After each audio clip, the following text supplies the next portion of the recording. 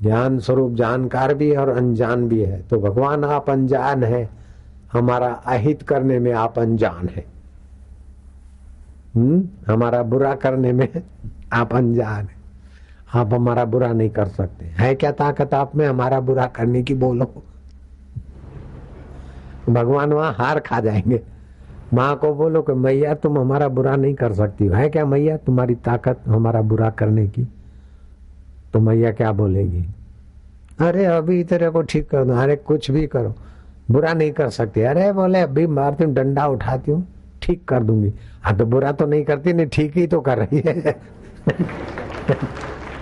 बड़ा ज्ञान छांट रहा है। अभी मैं तेरी खबर लेती हूँ, तेरे को ठीक करती हूँ। लो भैया बे ठीक तो नहीं किया, खबर लेके भी तो ठीक करना, ठीक ही तो कर रही है। ऐसे ठाकुर जी जो भी करेंगे हमारा बुरा नहीं कर सकते। एक बड़े उच्च कोटि के महात्मा थे, वो मेरे मित्र संत थे। ज्ञानी जैल सिंह उनके चेले थे। ज्ञानी जैल सिंह ने प्रार्थना की, गुहार लगाए, राष्ट्रपति बोले अच्छा बन जा।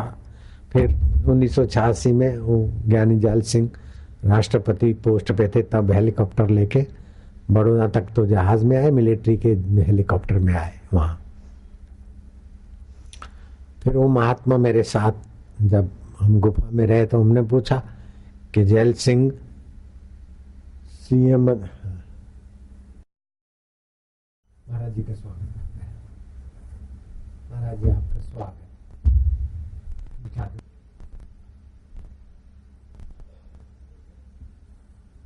तो भगवान विष्णु सहस्त्र नाम में आता है भगवान अनुकूल शतवर्ती ही। 100 बातों में भगवान अनुकूल हो जाते हैं हमारे। और फिर भगवान अनजान है। अनजान है तो भक्त बोलते हैं कि भक्तों का दोष देखने में भगवान अनजान है। मैंने कहा ये बात का हम स्वागत तो करते हैं, लेकिन मेरा विचार है कि भक्त का दोष देखने में भगवान अनजान है तो दोष निकालेंगे कैसे?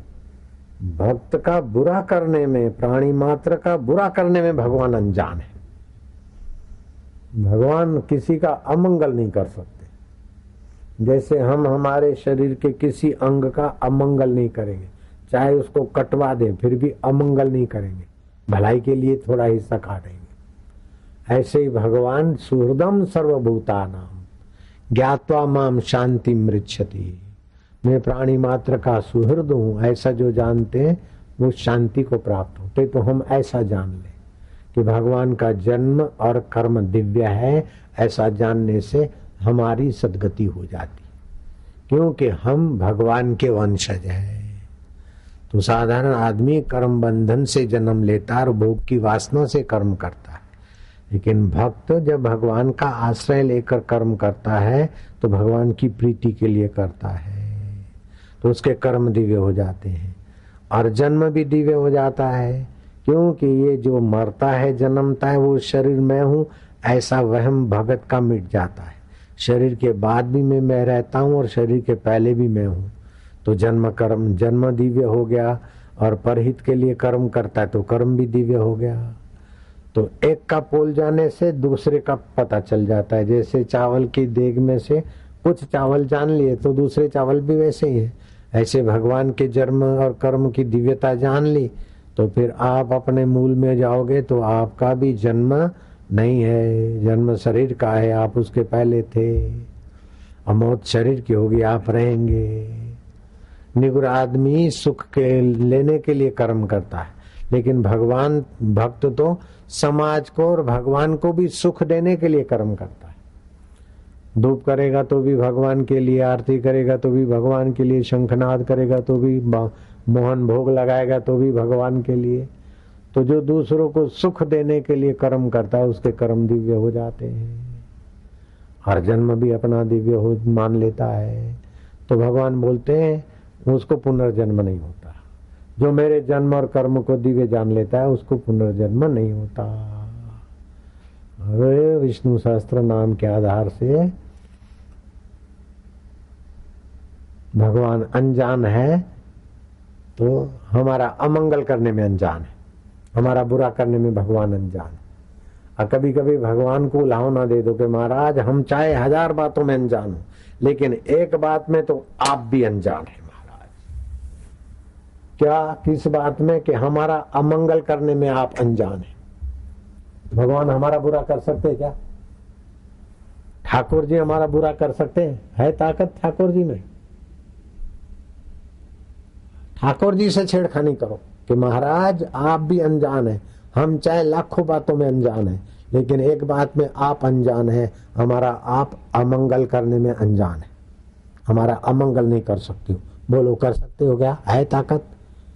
भगवान को भी चैलेंज करो, जैसे माँ को चैलेंज करे बच्चा के मैया तू हमारा अमंगल नहीं कर सकती है। बोले इधर आ मैं दिखाती हूँ, मैं कुछ भी हो तू अमंगल नहीं कर सकती है। बोले आराम जादे इधर आ मैं तेरे को दिखाती हूँ। ऐसा करके कान पकड़ के लगाई तमाचा, बोले देख मैं तेरे को ठीक कर दिया ने। हाँ मैया ठीक ही तो किया, अमंगल तो नहीं किया। आजा मैं तेरे को दिखा दूं। ऐसे वो महात्मा जो थे उनकी उम्र लगभग 98 साल की थी और मेरी उम्र उस समय 60 साल की थी, आज से 10 साल पहले, 9 साल पहले। तो किसी बात पर वो कुछ ज्ञानी जैल सिंह के गुरु थे, नारायण बापू आपने नाम सुना होगा, इधर भी शुक्रताल में कहीं आए होंगे तो आए होंगे। दूसरे मेरे मित्र संत आए थे, लालजी महाराज, और यहाँ हनुमंत मूर्ति देखकर उन्होंने 51 फुट के हनुमान जी वहां बनाए गुजरात में। लालजी महाराज आए थे तो महात्मा जी किसी बात पे आ गए तो मैं खूब हंसा। तो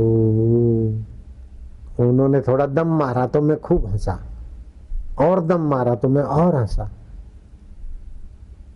तो बोले क्यों हंसते हो? मैं क्या तुम्हारी ताकत नहीं है। महाराज पहुंचे हुए थे, अदृश्य होने की सिद्धियां थी और जो भी संकल्प करते थे सफल होता था, वो भी मैं जानता था।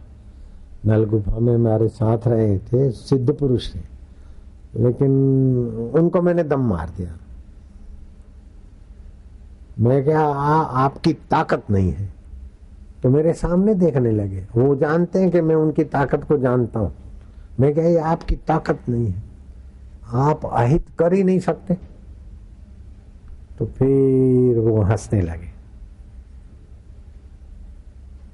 ऐसे आप भी कभी कभी भगवान को चैलेंज कर दो कि महाराज आप हमारा अमंगल करने में अनजान है, आपकी ताकत नहीं कि हमारा बुरा कर सको। साधु ते हुए न कारज हानि, आपके साधु भी हमारा कारज हानि नहीं कर सकते, तो आप क्या कर सकते? आप क्या कर लोगे?